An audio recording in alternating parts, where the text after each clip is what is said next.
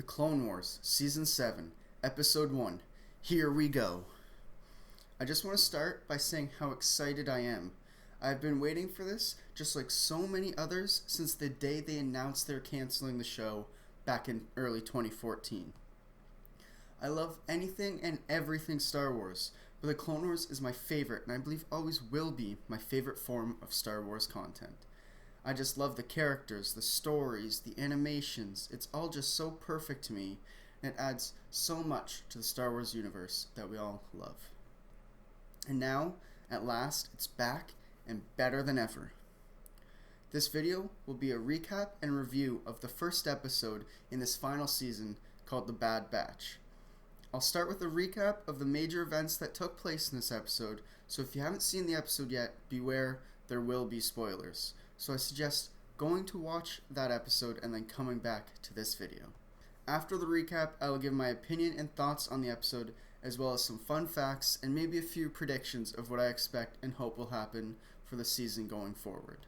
Okay, let's start with a quick recap of Episode 1, The Bad Batch. One of the Republic's largest shipyards, called Anaxis, is under attack by Separatist forces led by Admiral Trench. Jedi Generals Mace Windu and Anakin Skywalker are leading the counter-assaults on the Separatists, but after several weeks of battle and countless losses, the Republic's hold on Anaxis begins to fall. Captain Rex believes the droid army is using analytics to predict the Republic's strategies, meaning that the more the Republic uses certain strategies, the less effective those strategies become. It is also important to note that the Separatists are learning and adapting to Captain Rex's strategies in particular, and as Cody states, Rex is one of our best. So Rex and Cody decide to go behind enemy lines with a small team and make their way to a Separatist cyber center that relays all intel to their command ship and see if they can find any information on how the enemy knows all of the Republic's strategies. This mission is led by Commander Cody, with Captain Rex being second in command. Tagging along is 501st Medic Kix and Jesse, who has now been promoted to ARC Trooper. And last, but certainly not least, we have Clone Force 99, otherwise known as the Bad Batch. The Bad Batch consists of 4 defective clones that have desirable mutations. Wrecker has superhuman strength. Tech is a know-it-all and a tech expert. Hunter is the team leader, and Crosshair is a deadly sniper. Quickly, their gunship is shot down and Cody gets injured from the crash. The Separatists then storm the crashed gunship, and we get to see the Bad Batch's mutations at work while they destroy a battalion of clankers. Since Commander Cody was injured from the crash, he could not continue on with this mission, so Kix stays back to look after him, and Rex is left in charge. The rest of the team then continues on to the Separatist Cyber Center. Once they reach the Cyber Center, Hunter, Tech, and Wrecker flank around back and sneak inside. Once they then reach the main control room, Tech starts doing his thing and hacking into the Separatist software, while Rex and Jesse start an assault at the front entrance, with Crosshair at a distance doing what he does best. Once Wrecker and Hunter come out to join the fight outside, Captain Rex heads inside to see what Tech has found, as he wants to know how the Separatists have been adapting and predicting all of his strategies. Captain Rex learns from the help of Tech that it is not a program or an algorithm that is predicting his strategies, but a live signal from another planet. The identification that is given by the individual who is helping the Separatists adapt to Rex's strategies and ultimately take over Anaxis is CT-1409, which is ARC Trooper Echo's number. Echo is alive.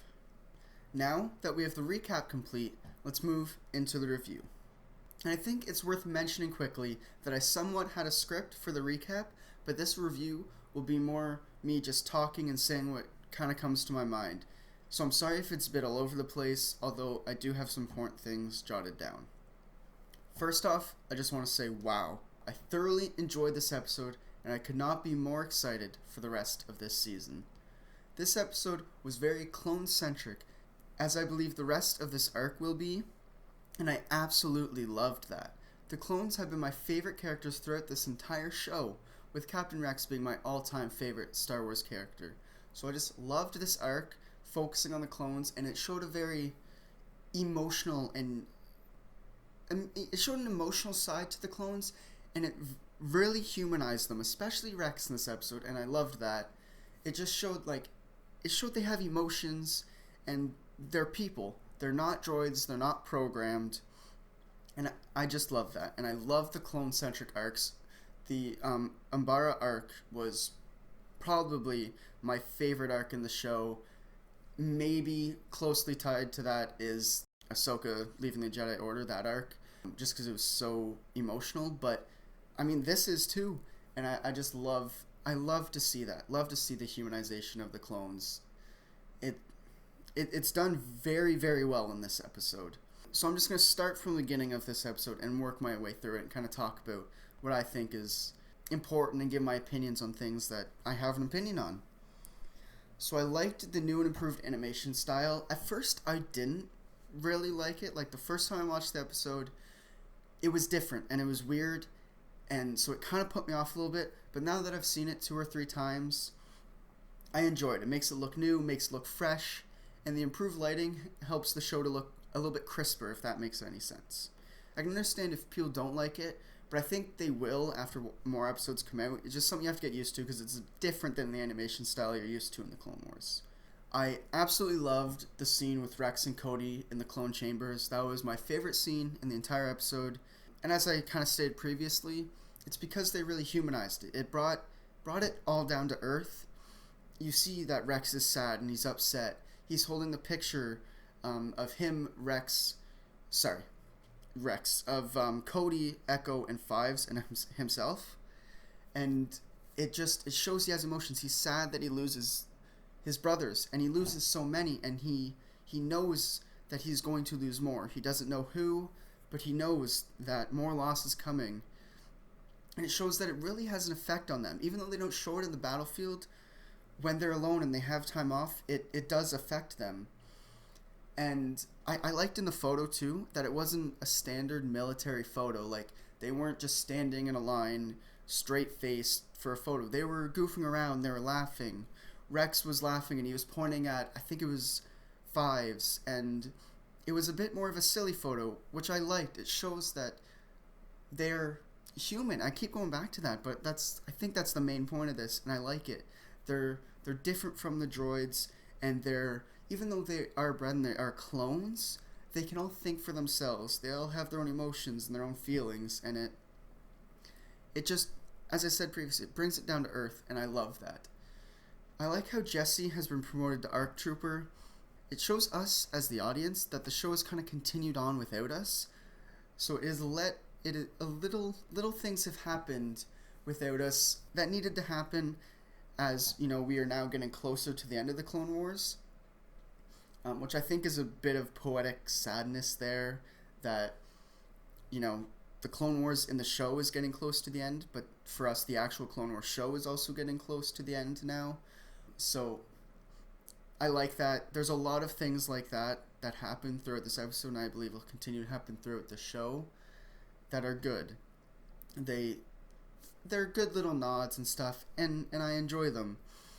So, yeah, I think there was more to Jesse being promoted to ARC Trooper than just him being promoted. It kind of shows that things have happened. Probably not big things, but stuff has been going on between the end of Season 6 and the start of Season 7.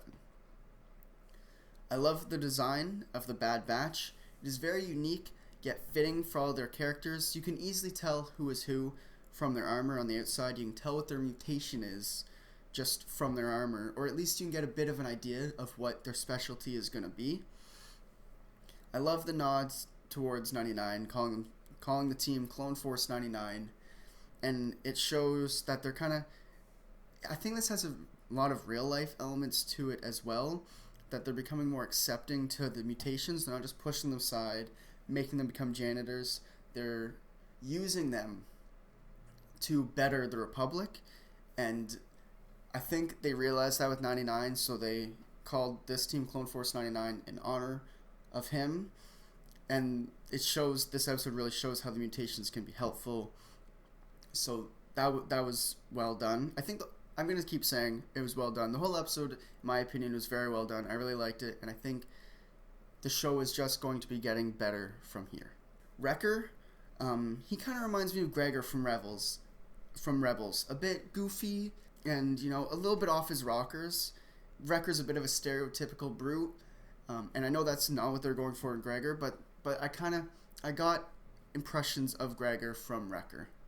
As Kick states, it's curious why the Bad Batch don't look like regular clones. I assume it's because of the genetic mutations, but it is something that's interesting to note.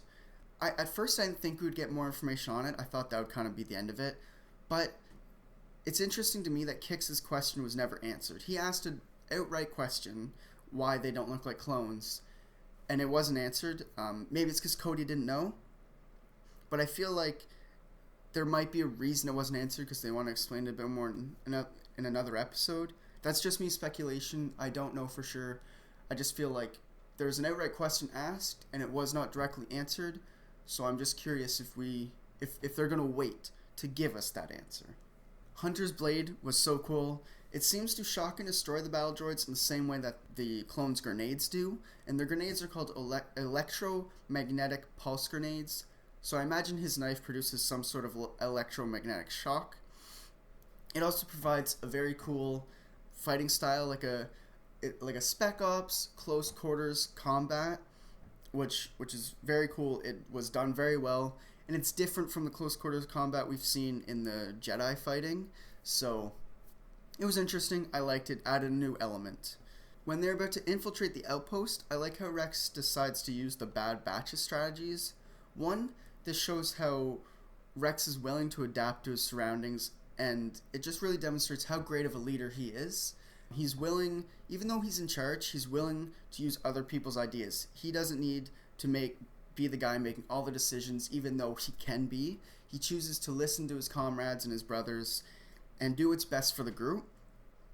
And Rex is also smart. He knows that the enemy is somehow aware of all his strategies and his tendencies, so to use someone else's strategies can give them that little bit of an advantage, and Rex knows that. Even though it was a small scale battle, they were just taking an outpost, it just shows that Rex is aware and he's smart and he's always thinking and he's always trying to be one step ahead of the enemy and do his best for him and his men. And again, it shows he's not programmed like droids. I keep saying that, but it's a good saying because he's willing to adapt. And again, one of the reasons I love Rex, one of the reasons I think he's one of the best leaders, and I don't know if anyone would really argue that, because even though he is a rank below Cody, even though Cody outranks him, and all of the commanders in the Grand Army of the Republic outrank Rex, but none of them really look at it that way. He's an equal to them because he knows what he's doing. He is one of the best. Rex's reaction when he figures out that is in fact Echo helping the Separatists and providing them with the information on the strategies they worked on was very well done. You can see that Rex is feeling both shock that Echo, his brother, is still alive, but he's also in horror that his brother is helping the enemy, and the same enemy they fought so tirelessly together side by side to destroy. The enemy that they together created these strategies to overcome.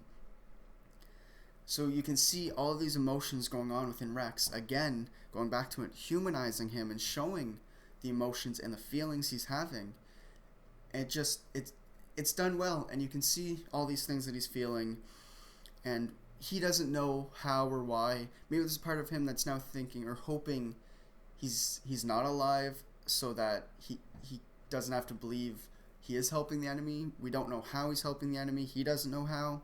So that's going to be amazing to see unfold. So that does it for my recap and review of episode 1 of the Clone Wars Season 7, The Bad Batch. Subscribe if you enjoyed, and check back each week for a full recap and review of each of the episodes. Thank you for watching, have a great day, and may the Force be with you.